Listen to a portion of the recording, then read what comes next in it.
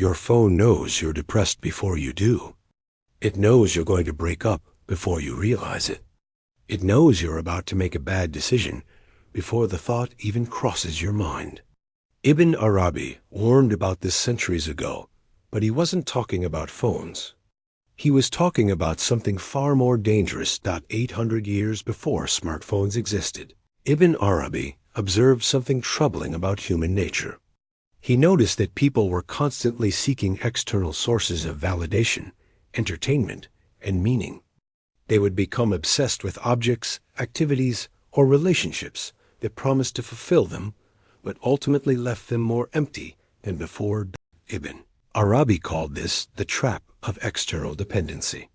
He saw how people would gradually surrender their inner authority to outside influences, slowly losing touch with their own thoughts, feelings, and intuition. They would become strangers to themselves while becoming intimately familiar with things that ultimately didn't matter. If Ibn Arabi were alive today, he would be horrified by what smartphones have done to human consciousness. Not because technology itself is evil, but because it represents the ultimate manifestation of the very trap he spent his life warning people about. Your phone knows when you wake up and when you fall asleep. It knows how long you spend in each location, who you call, what you search for, what makes you pause while scrolling. It tracks your heart rate, your steps, your facial expressions when you look at the screen. It knows your purchasing patterns, your relationship status, your political preferences, your deepest fears and desires. But here's what's truly disturbing. It knows these things about you more accurately than you know them about yourself. The algorithms analyzing your behavior can predict your actions with frightening precision. Because they're watching patterns you're not even aware of.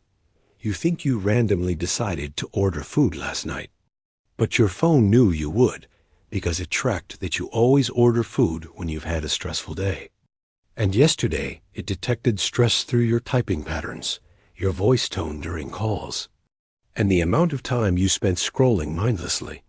You think you spontaneously decided to buy those shoes, but your phone knew you would because it analyzed your browsing history, your calendar data showing you have an important event coming up, and your location data showing you were near stores during your lunch break.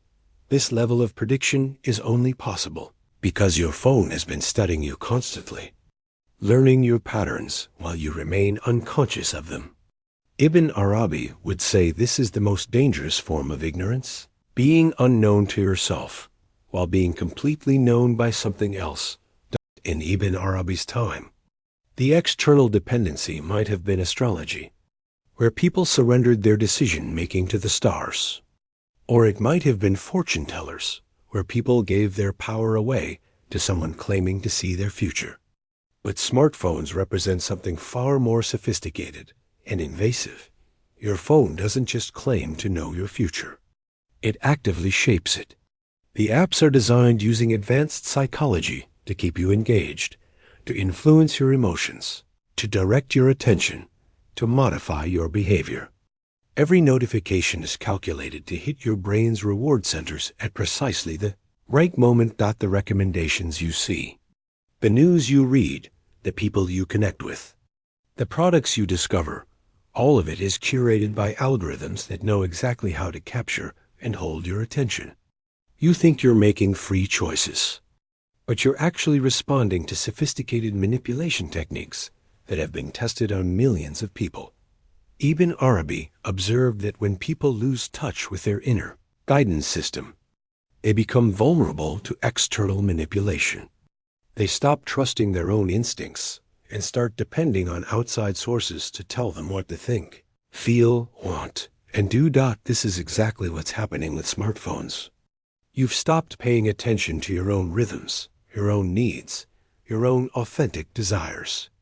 Instead, you let your phone tell you when to wake up, what to pay attention to, how to feel about current events, what to buy, even who to date. You used to know when you were hungry, tired, bored, or lonely. Now you check your phone instead of checking in with yourself. You used to have your own opinions about things. Now you scroll through other people's opinions until you find ones that feel right. You used to know what you wanted to do with your free time. Now you let algorithms decide for you. Ibn Arabi would say you've become a puppet, dancing to the tune of forces you don't understand and can't control. The strings are invisible, made of data and algorithms instead of rope, but the result is the same.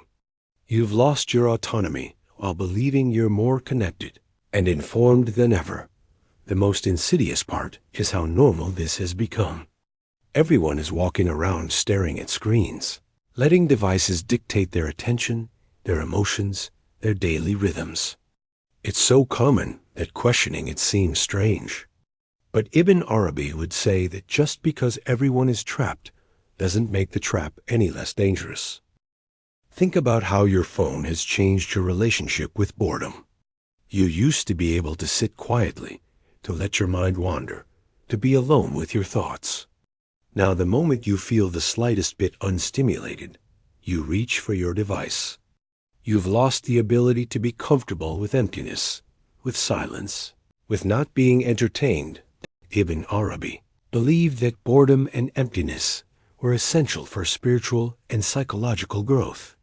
They create space for new insights, creative ideas, and deep self-reflection. But your phone has eliminated these experiences from your life. Every moment of potential introspection is filled with external stimulation. This constant stimulation doesn't just distract you from self-knowledge. It actively prevents it. Your phone knows you better than you know yourself, partly because you've stopped spending time getting to know yourself. You've outsourced self-awareness to a device. When you're sad, instead of sitting with the sadness and understanding what it's trying to tell you, you distract yourself with videos.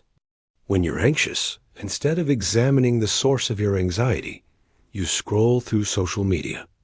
When you're confused about a decision, instead of consulting your inner wisdom, you search for other people's opinions online. Your phone has become a barrier between you and your own inner life. Ibn Arabi would say this is the ultimate spiritual catastrophe. Not because using technology is inherently wrong, but because losing touch with your authentic self while becoming intimately connected to artificial intelligence represents a fundamental inversion of priorities. Solution isn't to throw your phone away and live like a hermit. Ibn Arabi was practical. He understood that people need to engage with the world around them. But he insisted that external engagement should come from a place of inner strength and awareness, not from inner emptiness and unconsciousness. This means developing what Ibn Arabi called conscious engagement with technology, using your phone as a tool rather than being used by it as a product, making deliberate choices about when and how you engage with digital content, rather than being pulled around by notifications and algorithmic recommendations. Start by noticing how your phone makes you feel, really paying attention to your emotional state before, during, and after you use it.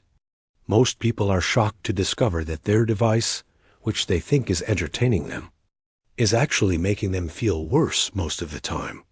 The endless scrolling creates a subtle but persistent sense of anxiety. The constant comparison with others creates feelings of inadequacy. The fragmented attention creates mental fatigue. The addiction-like behavioral patterns create shame and loss of self-control. Ibn Arabi would say these negative feelings are your inner wisdom trying to warn you that something is wrong. But most people ignore these signals and keep using their devices compulsively, wondering why they feel increasingly disconnected from themselves and others. Conscious engagement means setting boundaries, deciding when you will and won't use your phone rather than letting it decide for you. Creating phone-free times and spaces where you can reconnect with your own thoughts and feelings. Choosing what apps and content you consume rather than passively accepting whatever algorithms serve you. It means asking yourself questions before you pick up your device. What do I actually need right now? Am I reaching for my phone because I'm bored, anxious, lonely, or avoiding something? Will using my phone right now serve my highest good, or am I just seeking distraction?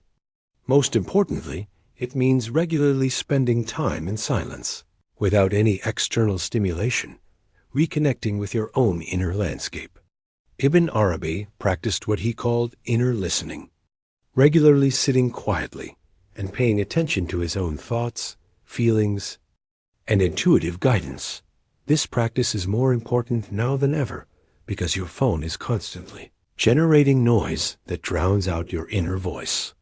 The notifications, the feeds, the constant stream of other people's thoughts and opinions creates so much mental chatter that you can't hear your own wisdom anymore.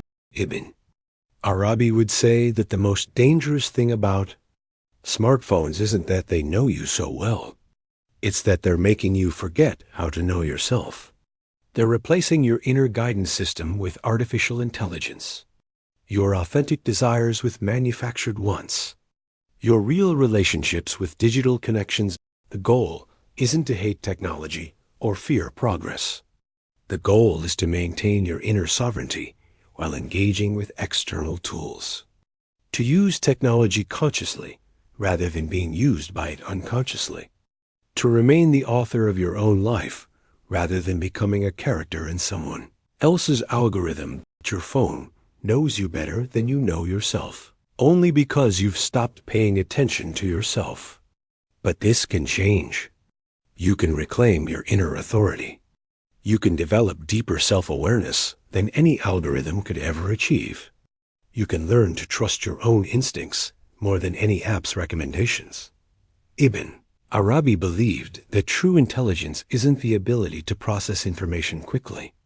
It's the ability to distinguish between what serves your highest good and what doesn't. It's the wisdom to know when to engage and when to withdraw. It's the strength to maintain your authentic self in a world that's constantly trying to reshape you. Your phone is just a tool.